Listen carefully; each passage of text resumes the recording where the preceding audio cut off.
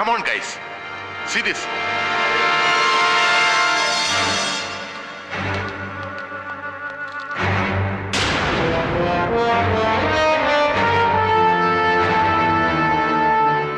Come on. Use your brains. ഓർമ്മയില്ല? സൂക്ഷിച്ചു നോക്ക്. ഒരവനും ഓർമ്മയില്ല? മനസ്സിലായില്ല? Come on. ബുദ്ധി ഉപയോഗിക്കുക.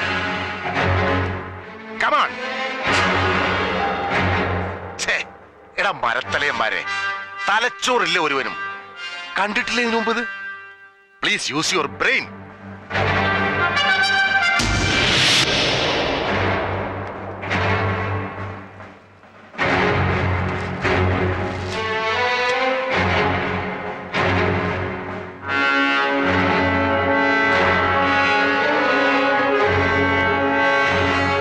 പിടികിട്ടിയില്ല അല്ലേ? That is AK-47 reverbing knot. Knot എന്ന് പറഞ്ഞാൽ KNOT knot. Now, identify. Original ഏത്, ഡ്യൂപ്ലിക്കേറ്റ് ഏത്? കഴിയുന്നില്ല. Yourself? Exactly same. ഇനിയിപ്പോ തിരിച്ചറിയാതെ എങ്ങനെയാ ഇത് റീഫിറ്റ് ചെയ്യുന്നത്? ഈസി. ഈ റഷ്യൻ മെറ്റൽ അലോയുടെ തേർമൽ റെസിസ്റ്റൻസ് പവർ എന്ന് പറഞ്ഞാൽ 5000 ഡിഗ്രി സെന്റിഗ്രേഡ് ആണ്. പക്ഷെ അച്ഛന്റെ ഈ ഡ്യൂപ്ലിക്കേറ്റ് തരക്കേടില്ലാത്തൊരു കൊല്ലന്റെ ആലയെ കൊണ്ടുവച്ചാൽ ഉരുകിയൊലിക്കും. ഏറിയ 1200 degree centigrade. Imitations are still imitations only.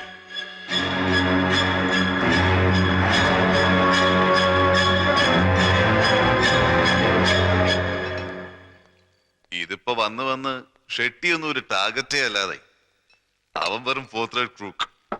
വിശ്വസിക്കാൻ കഴിയുന്നില്ല. ഒരു ക്രിസ്ത്യൻ മിഷണറിയിൽ ഇതൊക്കെ ഉണ്ടാക്കാന്ന് വെച്ചാ അതും ഒരു പ്രീസ്റ്റ്. എന്തൊരു ചങ്കൂറ്റമാണോന്ന് നിർബന്ധമൊന്നുമില്ല, അജ്ഞതയുമാകാം.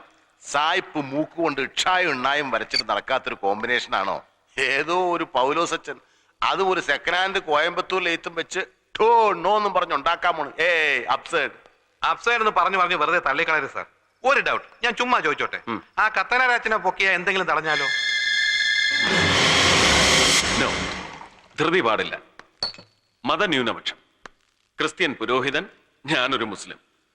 It's a very delicate area. രാജ്യം ചിലപ്പോ കത്തും. എന്ത് ചെയ്യും sir? Gregory, come.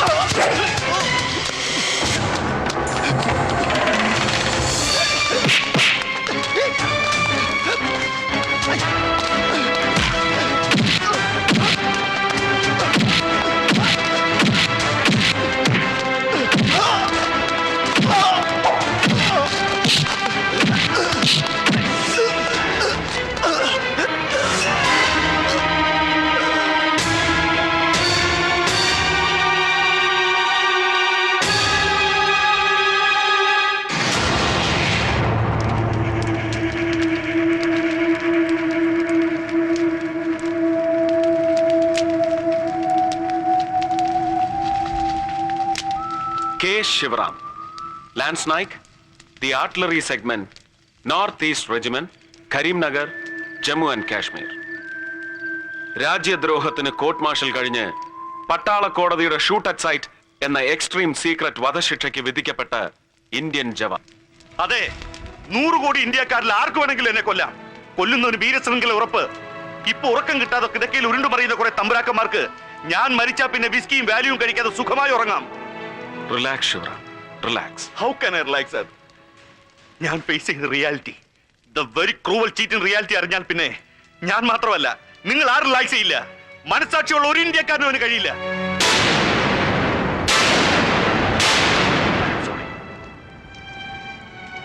I am sorry sir.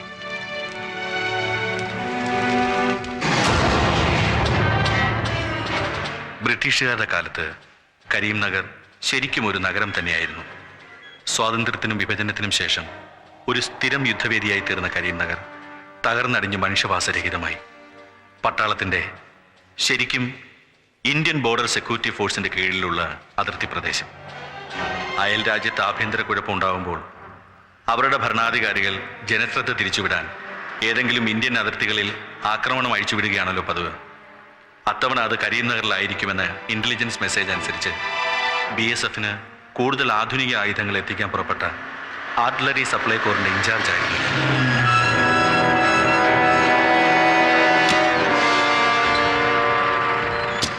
ദൂരെ മറ്റു ചില ഇന്ത്യൻ ആർമി വെഹിക്കിൾസ് കണ്ട് എനിക്ക് സംശയമായി.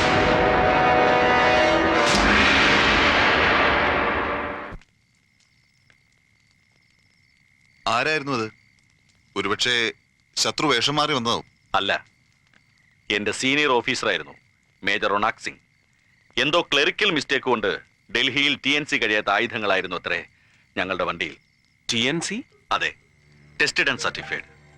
പുതിയ ആയുധങ്ങൾ വാർ ഫ്രണ്ട് ഉപയോഗത്തിന് കൊടുക്കുന്നതിന് മുമ്പ് മാനുഫാക്ചറിംഗ് ഡിഫക്ട്സോ മറ്റ് തകരാറുകളോ ഇല്ലെന്ന് ഉറപ്പുവരുത്തണമെന്നുണ്ട്. ആ ഡിപ്പാർട്ട്മെന്റിൽ നിന്ന് കിട്ടുന്ന OK സർട്ടിഫിക്കറ്റിനാണ് TNC എന്ന് പറയുന്നത്. എനിക്ക് സംശയം തോന്നി, അത്തരമൊരു ക്ലറിക്കൽ മിസ്റ്റേക്ക്, ദാറ്റ്സ് ഇമ്പോസിബിൾ. എങ്കിലും സീനിയർ ഓഫീസറാണ് പറയുന്നത്, അതും ഞങ്ങളുടെ ചീഫ് ബ്രിഗേഡിയർ ഗിരിധർ ബർവയുടെ റിട്ടേൺ ഓർഡറും കാണിച്ച്. Was it fake? നോ, അത് ഗിരിധർ ബർവയുടെ ഒപ്പ് തന്നെയായിരുന്നു എന്ന് എനിക്ക് ഉറപ്പുണ്ട്. ഞാൻ എൻ്റെ ട്രക്കുകൾ മേജർക്ക് കൈമാറി. ടെസ്റ്റിംഗ് കഴിഞ്ഞ ആയുധങ്ങളുള്ള അവരുടെ ട്രക്കുകൾ ഏറ്റുവാങ്ങി അതിർത്തിയിലേക്ക് യാത്ര തിരിക്കാൻ ഒരുങ്ങിയപ്പോഴാണ് ഇരുട്ടിൽ മേജർ റൊണാക് സിംഗിന്റെ പുറകിൽ ഞാൻ മറ്റൊരു ഇന്ത്യൻ ഓഫീസറെ കണ്ടത്.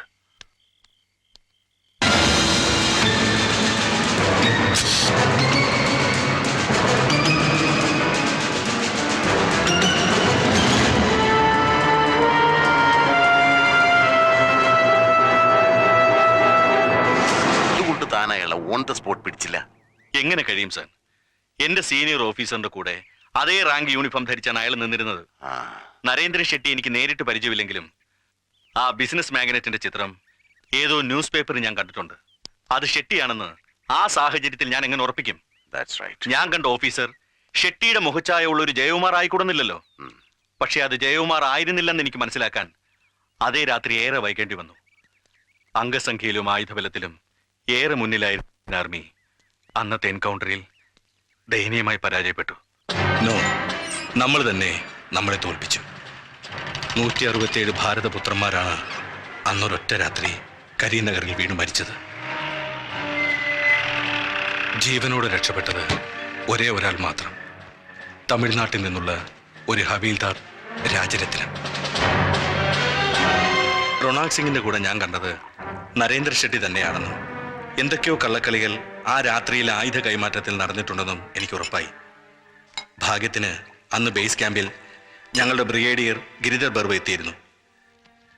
രാജരത്നത്തെയും കൂട്ടി ഞാൻ ബേസ് ക്യാമ്പിലേക്ക് പോയി. എൻ്റെ സംശയം ഞാൻ ബ്രിഗേഡിയറോട് തുറന്നു പറഞ്ഞു.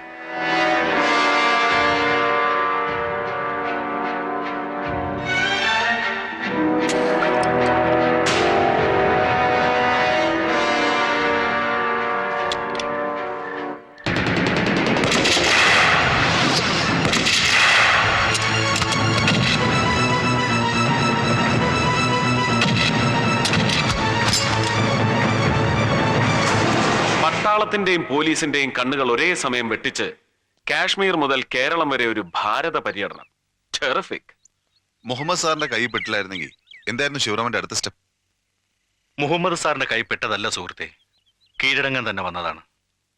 പൗലോസ് അച്ഛനാണ് എന്നെ ഇങ്ങോട്ട് അയച്ചത്. പൗലോസ് അച്ഛൻ? അച്ഛനെ എങ്ങനെ അറിയാം? റാന്നിയിൽ എന്റെ സ്വദേശത്ത് അച്ഛൻ പണ്ടൊരു പോളിടെക്നിക്കിന്റെ പ്രിൻസിപ്പൽ ആയിരുന്നു. പക്ഷെ ഞാൻ നാട്ടിലെത്തിയത് റോയി അലക്സിനെ കാണാനായിരുന്നു. ആ കൊല്ലപ്പെട്ട ജേർണലിസ്റ്റ്?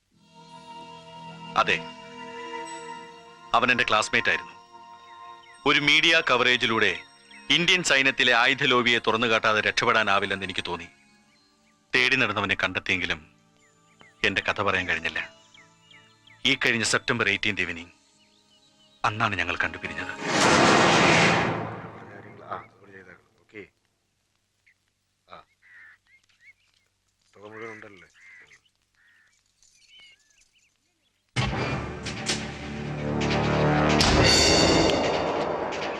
അയാളാണ് ചക്രപാണി, ഡ്രാമ ഡയറക്ടർ. അക്ഷരമറിയാത്ത അക്കാഡമി അവാർഡ് വിന്നർ നരേന്ദ്ര ഷെട്ടിയുടെ right hand.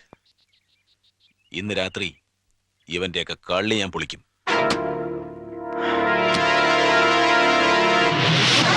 Okay Shivaram, you go and take rest. രാവിലെ കാണാം. ദാ എന്റെ ഫ്ലാറ്റിന്റെ താക്കോല്.